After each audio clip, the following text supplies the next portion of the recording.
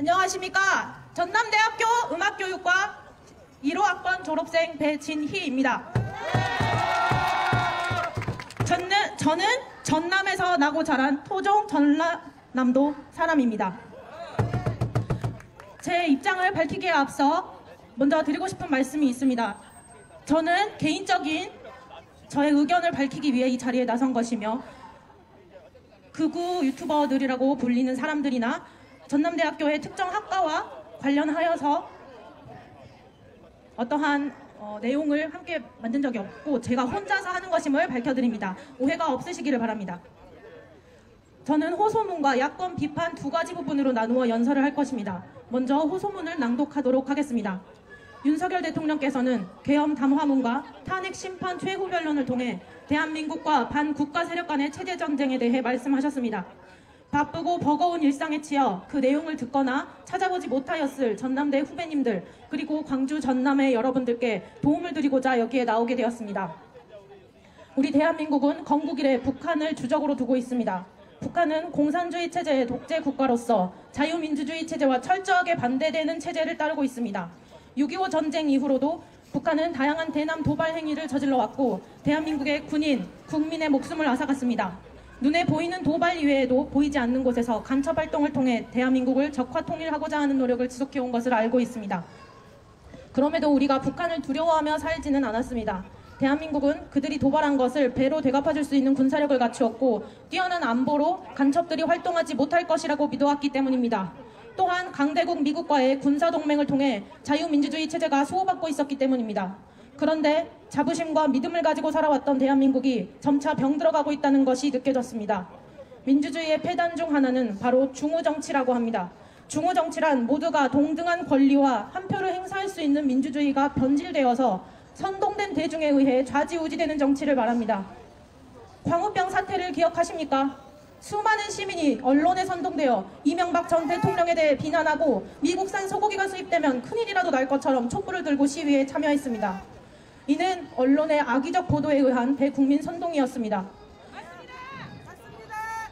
그리고 그 다음 정권인 박근혜 정권은 언론에 의해 더 비참하게 끝이 났습니다. 언론의 주도로 세월호 사고가 자연스럽게 박근혜 대통령의 탄핵으로 이어졌고 그 과정에서 수많은 사람들이 촛불을 들고 거리로 나오게 됩니다. 분명한 것은 국민에게 촛불을 쥐어준 가장 큰 공이 언론에게 있다는 것입니다. 윤석열 대통령은 임기 초부터 야당의 강한 반발을 받아왔고 야당은 영부인에 대한 여러 논란을 만들며 특검을 요구했습니다. 이태원 참사가 있고 나서는 정말로 위태로워 보였습니다. 이태원 참사에 대한 대통령의 사과와 진상 규명을 요구하며 퇴진을 요구하는 시위가 이어졌습니다. 여전히 또 촛불을 들고 나왔고 그렇게 또 보수 정권은 촛불에 의해 무너질 것처럼 보였습니다. 다시 한번 말하고 싶습니다. 이 과정에서 대통령 퇴진 시위에 참여하도록 여러분을 부추긴 것이 누구입니까? 대통령 퇴진 시위에 참여하도록 여러분을 부추긴 것이 누구입니까? 맞습니다. 그리고 가장 큰 영향을 준 것이라고 생각하는 것에 저는 언론이라고 보고 있습니다. 우리가 얻는 정보는 바로 언론으로부터 옵니다. 그러니 언론이 편파적이라면 민주주의는 중우정치가 될 수밖에 없습니다. 이태원 참사가 지나고 2024년 12월 3일 윤석열 대통령은 계엄령을 선포합니다. 대통령은 피를 토하는 심정으로 국민에게 호소한다고 밝히시고 반국가 세력의 척결을 주장하셨습니다. 제가 가장 안타까운 것은 정치에 관심 없이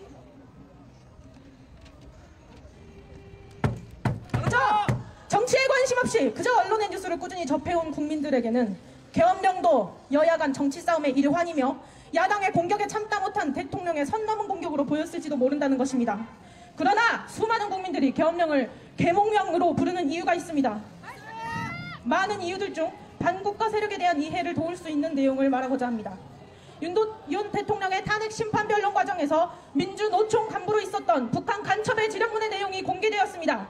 인터넷에 다음과 같이 검색하면 누구나 그 내용을 볼 수 있습니다. 민노총 간부 간첩 사건 공소장 전문 탄핵 심판 마지막 변론에 나온 북한 지령문을 몇 가지 읽어보겠습니다. 먼저 후쿠시마 원전 오염수 방류에 관한 것입니다.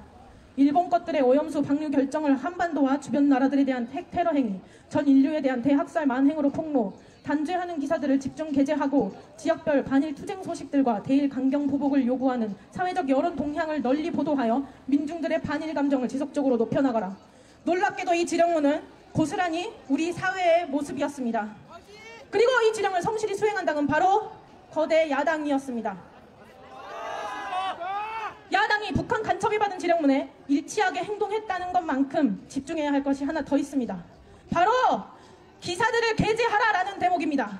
그 당시 언론은 우연인지 아닌지 열심히 후쿠시마 원전 오염수 방류에 대한 기사를 보도했고 반일 감정을 부추겼습니다. 물론 반일 감정으로 끝난 것이 아니라 수산업계는 막다한 타격을 입었고 후쿠시마 오염수 괴담이 사실이 아님을 밝히는 데에도 국비 1조 6천억 원이라는 국가의 예산이 헛되이 소비되었습니다. 북한이 대한민국에 기사를 게재할 능력이 있다는 것이 놀랍지 않습니까? 그리고 그보다 더 두려운 것은 우리가 언론에 흔들릴 수밖에 없는 국민이라는 것입니다. 다음입니다. 윤석열 놈과 일가 족속, 측근들의 정치 추문을 집요하게 물고 늘어지면서 적 처벌을 요구하는 압박 공세를 지속적으로 강화하여 윤석열 탄핵 투쟁의 불씨를 지펴 올려라. 왜인지는 몰라도 이번에도 역시 야당 세력은 지령문과 동일한 행보를 보였습니다. 이 지령문도 그저 간첩의 지령이 닿았을 수도 있는 시민단체, 노조단체에서만 행한 행동이 아니라 거대 야당과 언론이 함께한 행보입니다. 그리고 그 언론을 듣는 것은 우리 국민입니다. 다음입니다. 영업 일부를 진보당의 확고한 지지 세력으로 만들기 위한 사업에 주되는 관심을 들이며 영업 일부가 핵심적으로 참가하는 전국 민중 행동에서도 진보당과의 정책 협약, 정책 연대를 맺고 공동 투쟁, 연대 활동을 다각도로 벌여 진보당의 사회적 주의를 부단히 높여가는 데 이바지하라. 영업 일부가 무엇인지는 모르겠으나 진보당은 우리가 많이 봐온 당입니다. 광주에 통행량이 많은 거리면 10중 8구 윤석열 대통령을 비난하는 정치적 선동 문구로 플래카드를 걸어놓는 당이죠. 그리고 이 당이 북한에서 공식적으로 밀어주는 당이라고 말하고 있습니다. 또한 전국 민중 행동에 대해 찾아보면 노동자의 권익을 보호하는 것을 넘어 반미 공산주의를 추구하는 단체임을 알 수 있습니다. 대한민국이 아무리 다양성을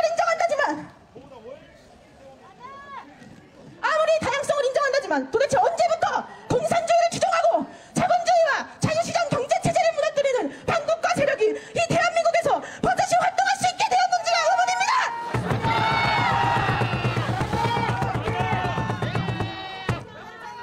끝으로 하나만 더 소개하고자 합니다.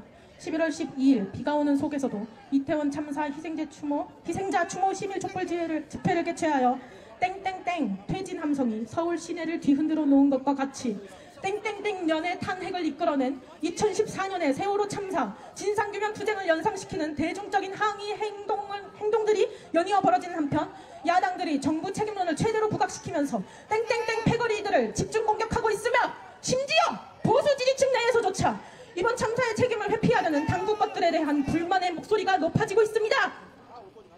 땡땡땡에는 대통령님들의 성함을 넣으시면 이해가 빠를 것 같습니다. 이걸 잊고 있는 저조차도 이것이 음모론이길 바랄 뿐입니다. 그런데 어떡합니까? 이것이 법정에서 밝혀진 북한과 간첩이 나눈 지령문이라는 사실입니다. 도대체 우리가 추모한 시간들은 무엇입니까? 사람의 목숨을 정치적으로 활용하고자 하는 북한 간첩들에게 그들에게 동조하기 위해 촛불을 들고 애도했던 것입니까? 그래 맥락상 살펴보건대 어쩌면 세월호 참사를 정치적으로 활용한 것 또한 북한의 지령과 관계된 것일 수도 있습니다. 더 할 말이 없을 만큼 참혹하지만 이 또한 거대 야당의 행보와 정확히 일치하며 언론은 그들의 목소리가 되어주었습니다. 최근 4명의 대통령 가운데 3명의 보수 진영 대통령은 이렇게 수많은 구설수에 오르며 힘겹게 대통령 임기를 마치거나 탄핵될 위기에 처해 있습니다. 그러는 와중에 문재인 대통령은 북한을 주적이라고 발언할 수조차 없다 하고 북한의 국가 기밀이 담긴 USB를 건네고 헌법의 역사 교과서에서 자유민주주의의 자유를 없애려 하며 공산주의 독재체제인 한국이 중국몽에 함께할 것, 중국은 높은 산봉우리, 한국은 작은 나라와 같은 발언을 하는 등 국가관이 의심될 정도의 행보를 보여주었습니다. 또한 거대 야당은 간첩법 개정을 반대하고 간첩의 지령문과 유사한 행보를 보이고 있습니다. 나아가 대한민국 주류 언론들은 모두 그들의 목소리가 되어주고 있습니다. 뉴스를 제외한 유튜브나 다른 정보 매체를 가짜뉴스 취급하는 프레임 지겹습니다. 우리는 수많은 정보를 유튜브를 통해 얻고 살아갑니다. 때로는 그중에 거짓 정보도 있습니다. 하지만 우리가 유튜브에 떠도는 거짓 정보에 속을까 걱정합니까? 해당 영상의 댓글만 봐도, 다른 채널의 영상만 봐도, 관련 정보만 검색해도 쉽게 교차 검증이 가능합니다. 디지털 시대를 살아가는 우리 국민들은 누가 가르치지 않아도 디지털 리터러시를 습득하고 살아갑니다. 반면 지상파 방송이라는 권위, 뉴스라는 권위를 바탕으로 시민들의 정보를 제한하고 원하는 방향대로 사회를 보여주며 사회를 분열시키고 양극화시키는 위험성을 가진 언론 매체가 바로 주류 언론입니다. 더욱이 그들의 보도는 가짜뉴스더라도 그 진위를 판별하는 것이 일개 시민의 입장에서는 너무도 어렵다는 것입니다. 그런데 위에 북한 간첩의 지령문이 보여주는 것은 이런 위험성을 가진 언론이 거대 야당과 함께 국가의 혼돈을 야기했다는 내용입니다. 대통령 탄핵 심판 최후 변론이 있고 난 후 좌경화된 주류 언론들은 정당들의 의견을 전달한다며 남탓, 사과 없이 정당성 주장, 음모론, 극우 유튜버 개몽령 발언과 같은 내용의 기사를 보도하였고 다른 언론사도 최후 변론에서 있었던 여러 발언들을 재조명할 뿐이었습니다. 예시를 하나 들고 싶습니다. 작년 한 해 광주 시민들은 행복할 이유가 하나 더 있었습니다. 광주에 연고지를 둔 프로야구팀 기아 타이거즈가 우승을 했기 때문이죠. 우리가 기아의 야구 경기를 보는데 한 선수의 세이브 아웃이 중요한 상황에서 승부 조작의 정황이 발견되었다고 해봅시다. 제 아무리 음모론같이 믿기지 않는 이야기더라도 승부 조작의 정황이 있었다면 한 경기의 승패를 가르는 세이브 아웃보다도 승부 조작에 더 초점을 두어야 하는 것 아닙니까? 제가 현재의 사회와 언론을 바라보며 드는 생각입니다. 우리나라의 근간을 흔들 수 있는 반국가 세력의 정치 및 언론 간섭이라는 중요한 사안을 두고 모든 언론이 머리를 채고 있으며 어떻게 오직 대통령의 탄핵 심판에 대해서만 보도를 할 수 있는 것입니까? 거짓 정보로 선동할 언론은 있으나 국가의 위기 상황에 대한 국민의 관심을 고조시킬 언론은 없는 것입니까?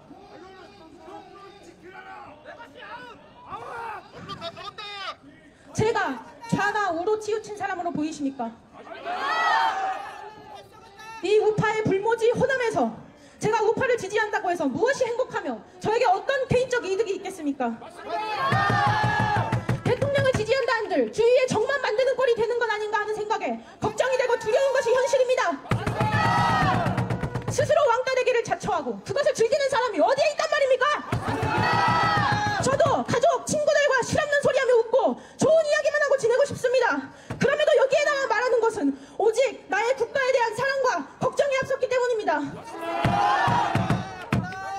부정선거, 반국가 세력의 정치 및 언론 간섭은 음모론이라며 넘어갈 일이 아니라 의혹조차 남겨선 안 될 중요한 사안입니다.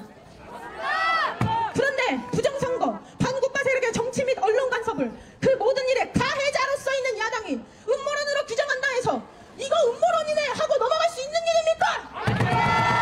심지어 언론과 함께 이미 국민을 선동한 경력이 명백한 당을 말입니까?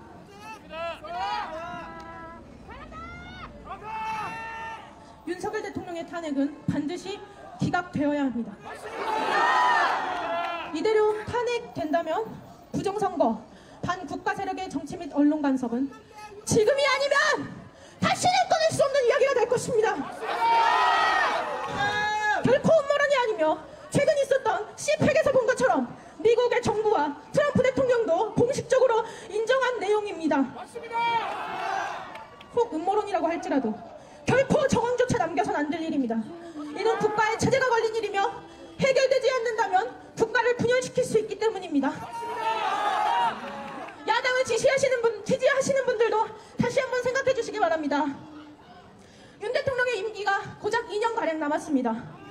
언론사들을 통제할 힘이 없어 내란 수개라 일컬어지고 헌법상 대통령으로서의 권한을 다하는 것이 정부인 대통령이 무슨 권력을 누리겠습니까? 제발 대통령께서 칼에 뽑으신 일을 마무리 지을 수 있도록 도와주십시오. 국민 여러분, 제발 관심을 가져주십시오. 월급 이야기나 정치 이야기에 뭐하러 열을 올리냐며 관심 끄고 말을 하지도 말라는 분들을 보았습니다. 그런데 대통령의 탄핵 심판조차 극좌편향적인 재판관들이 맡고 있습니다. 스스로를 좌파라 주장하고 공식적으로 사회주의와 공산주의를 추종한다고 밝힌 사람들 말입니다. 국가 대통령의 탄핵 여부를 결정하는 가장 합리적이어야 할 자리조차 좌우 진영 갈등에 물들어버린 것입니다. 이 상황에서 도대체 어떻게 대통령이 잘했으면 탄핵이 안 되겠지 같은 무책임한 말을 할 수 있단 말입니까?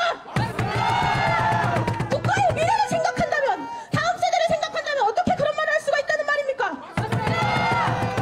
저는 지역 갈등을 뛰어넘어 전국의 모든 국민이 스스로 정보를 찾고 정보의 논리성을 따져보는 등 개인의 역량을 스스로 기르고 빼앗긴 주권은 본인이 직접 되찾아 쟁취하는 힘있는 국민들이 되기를 소망합니다. 이렇게 나약한 정신 상태로 어떻게 다음 세대에게 이 사회를 물려준다는 말입니까? 그런 일은 도저히 두고 볼 수가 없어 불안함과 죄책감에 제가 여기에 나서게 된 것입니다. 우리 기성세대가 더욱 강해져서 대한민국을 지성과 품위를 갖춘 강대국으로 이끌어가기를 소망합니다. 이상으로 호소문 낭독을 마치겠습니다.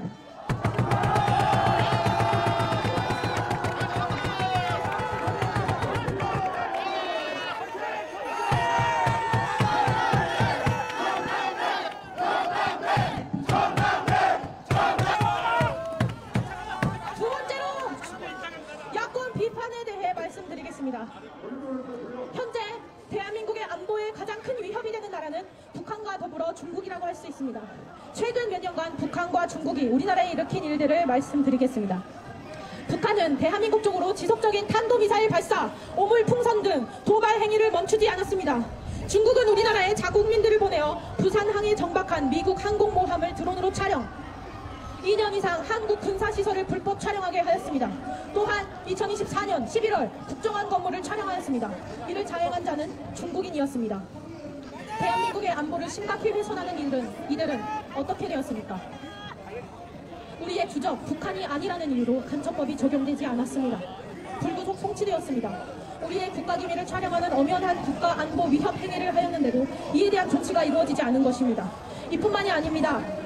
간첩 행위를 하는 자들이 여럿 있습니다. 중국의 국외 비밀경찰서로 밝혀진 서울 송파구의 중식당 주인, 비밀리에 국가의 중대한 첩보임무를 수행하는 우리의 블랙요원 명단을 대량으로 중국에 유출한 정보사령부 군무원, 4조 3천억 원 상당의 첨단 기술을 중국으로 유출한 전 대기업 임원, 이들 역시 간첩법을 적용받지 않았고 각각 업무상 횡령, 국가기밀보호법 위반, 부정경제방지법 위반 혐의로 송치되었습니다.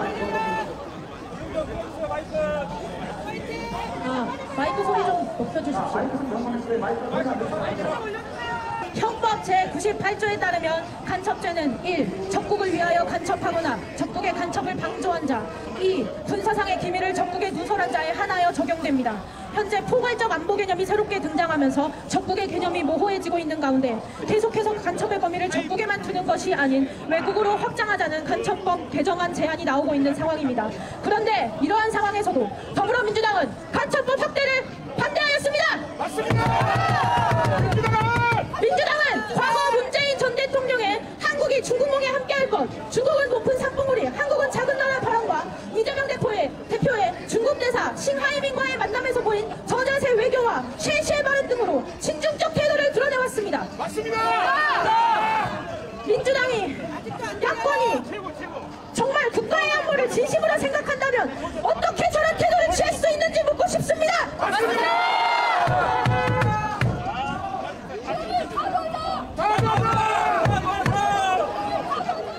또한 민주당은 차세대 기술로 주목받는 원자로 기술을 비롯한 원전 사업 관련 예산은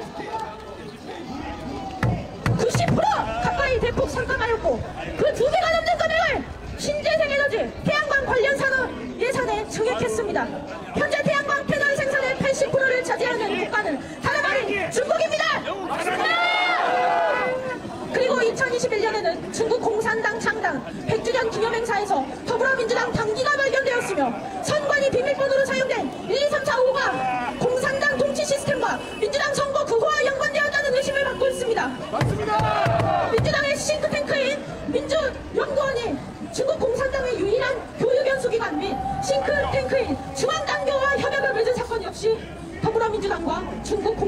간의 연결 의혹을 더욱 증폭시키고 있는 현실입니다. 현재 야당은 중국과의 관계와 달리 미국과의 관계에서 명확한 거리두기를 보이고 있습니다. 개헌 직후 야당 6개 정당, 더불어민주당, 조국혁신당, 개혁신당, 진보당, 기본소득당, 사회민주당이 제출한 제1차 탄핵소추안에서는 윤석열 대통령은 서해 가치 외교라는 미명하에 지정학적 균형을 도외시한 채 북한과 중국, 러시아를 적대시했다는 내용이 포함되어 있었습니다. 여기서 언급된 가치 외교란 미중 신냉전 구도 속에서 한국의 미국 중심 진영의 승리를 지원하고 한미일 협력을 강화하는 외교 정책을 의미합니다. 그런데 이재명 대표는 과거 주한민군을 성명군이라 지칭했으며 대통령이 되면 사드 배치를 철회하고 주한미군 철수도 감수할 것이라는 반미 의도가 드러나는 발언을 하였습니다. 주한미군은 군사적 안보뿐 아니라 경제적 측면에서도 외국 자본을 유치하고 이를 안정적으로 유지하는 데 중요한 역할을 하고 있습니다. 이러한 행보를 보인 민주당이 과연 국가의 안보와 이익을 최우선시하는지 의문이 남습니다. 명백한 친중, 반미 성향을 보이는 민주당이 최근 갑자기 방향을 틀어 한미 동맹 지지 결의안을 발의했으나 그동안의 행보로 인해 그 진정성을 신뢰하기 어려운 상황입니다. 이에 따라 야당에게 다음 2가지 사항을 요구하는 바입니다. 첫째, 야당은 간첩법 개정안을 국민의 뜻으로 수용하십시오. 과거의 전통적인 안보는 주권, 국민, 영토를 외부의 군사적 위협으로부터 보호하는 내용이 주리었습니다. 그러나 최근에는 AI 기술을 포함한 각종 과학기술이 발전하는 등 문명이 고도로 발전함에 따라 사회의 구조가 보다 복잡해졌습니다. 따라서 정치, 경제, 사회 등 다양한 방면으로 안보가 위협받고 있는 상황입니다. 대한민국의 기술과 경제의 발전을 위해 큰 책임을 지고 있는 대기업 및 첨단 과학기술 기업들이 산업 스파이로부터 성과를 도둑질당한다면 그 원통함은 어떻게 책임질 것입니까? 기업의 일원이 되겠다는 꿈을 가지고 청춘을 학문에 바친 2030 세대들의 삶은 무참히 짓밟혀도 되는 것입니까? 산업 스파이가 국내 기업 종사자들의 땀과 눈물이 들어간 결과물을 빼앗아갔는데도 아무런 처벌을 하지 않는 것은 있을 수 없는 일입니다. 맞습니다. 산업 스파이가 활동하지 못하도록 간첩법 개정안을 만들어야 합니다. 맞습니다. 간첩의 범위를 북한에만 두지 말고 외국으로 확장해야 합니다. 맞습니다. 여러분, 우마오당을 아십니까? 인터넷에 검색해보면 중국 공산당이나 중국 정부에 의해 고용된 인터넷 여론관리, 댓글 알바를 담당하는 인터넷 평론원 또는 여론 조작용 로봇이라고 나옵니다. 쉽게 말해 중국의 국영 댓글 부대입니다. 인터넷상에서의 여론조작은 증거가 거의 남지 않기 때문에 중국 공산당이 선전독으로 애용하고 있으며 특히나 대한민국에서는 각종 인터넷 커뮤니티와 SNS에 상주하며 여론 선동을 하고 있습니다. 2017년 미국 하버드대 연구팀은 약 1,100만 명 규모로 추정되는 중국 관련 댓글 부대가 SNS에 올리는 댓글 수만 매년 5억 건에 달한다고 분석했습니다. 2024년에는 우마오당의 규모가 4천만 명 이상인 것으로 정해졌습니다. 몇 년 전부터 각종 미디어에서 노출되었던 불쾌한 단어들을 떠올려 보십시오. 헬조선, 독방육아가 떠오르지 않습니까? 페미니즘은 우리나라의 젊은 남성들을 분노케 했습니다. 남성들을 잠재적 성범죄자로 몰아세워 정치, 정서, 사회, 경제적으로 위축시켰습니다. 남성의 본연의 타고난 이성, 논리성과 자유수호에 대한 열정, 헌신하고자 하는 마음을 묶어버렸습니다. 미디어는 젊은 여성에게 남성 혐오, 남성 무시, 남성 비하, 여성 특권의식, 반지성주의, 사치, 허영을 부추겼습니다. 만일 우리가 중국의 스파이라면, 여론 선동 임무를 하달받은 사람이라면, 심지어 하달된 역할을 수행하지 않으면 언제든 죽임을 당할지 모르는 공산주의 국가에 살고 있다면 무슨 짓이든 못하겠습니까?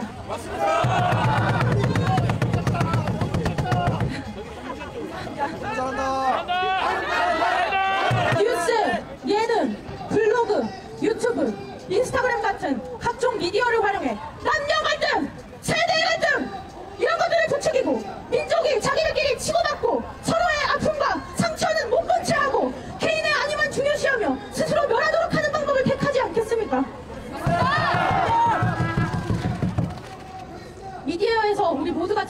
말들, 우리 국가와 국민의 자존감을 깎아내리고 가치를 폄하하는 말들, 누가 우리들을 가스라이팅했습니까? 더 이상은 이러한 사이버 테러에 당하고 있을 수 없습니다. 사이버 테러에 가담하는 자들을 잡아들이고 실명을 공개하고 처벌하여 더 이상 대한민국을 망가뜨릴 수 없도록 간첩법 개정안을 만들어야 합니다. 간첩의 범위를 북한에만 두지 말고 외국으로 확장해야 합니다. 둘째, 대한민국의 경제 성장과 안보를 위해 반미 친중 행보를 멈추십시오.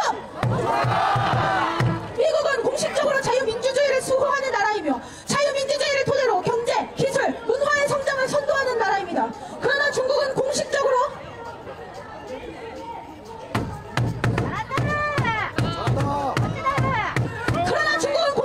공산주의 체제를 따르는 나라입니다.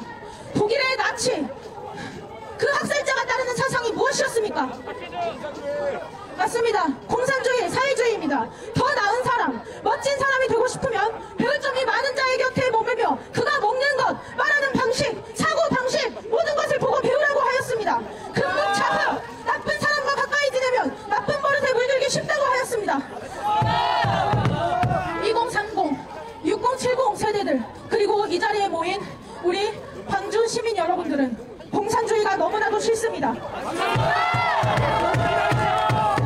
공산주의의 끝에는 명예의 실추, 파멸, 허무함이 기다리고 있습니다. 제발 이 나라를 살려주십시오! 퇴보하는 국가를 만들 것인지 진보하는 국가를 만들 것인지는 지금 우리들의 손에 달려 있습니다. 자유민주주의를 수호하는 우리 애국 시민들은 대한민국의 자유를 지키기 위해 목숨을 걸었습니다. 이 자유주의의 물결은 결코 잠재울 수 없을 것이며 우리의 뜨거운 의지가 귀를 열지 않는 사람들의 마음 깊숙이 파고들 때까지 계속 큰 목소리로 외칠 생각입니다.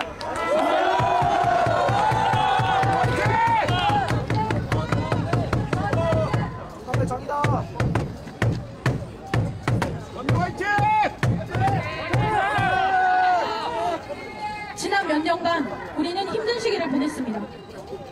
취업길에 막힌 청년들과 짐이 무거워 자신의 삶을 끝내버린 청년들, 눈앞에 마주한 미래에 희망이 보이지 않아 결혼과 출산을 포기한 청년들, 급변하는 사회 속에 이리저리 나붙기다 정처 없이 부유하는 청년들, 우리의 모습은 거대한 벽에 가로막혀 무력감을 느낀 채로 자신만의 방식대로 몸부림쳐보는 것이 다였습니다.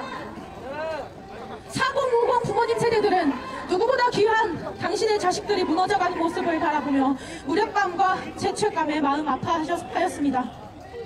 6070 그리고 그 이상의 조부모님 세대들은 전쟁에 목숨을 바쳐 지킨 이 대한민국의 자유민주주의가 무너져가는 것을 보며 비통해하셨습니다. 건강한 어른의 사랑과 사회의 배려로 성장해야 하는 10대들은 총체적 난국인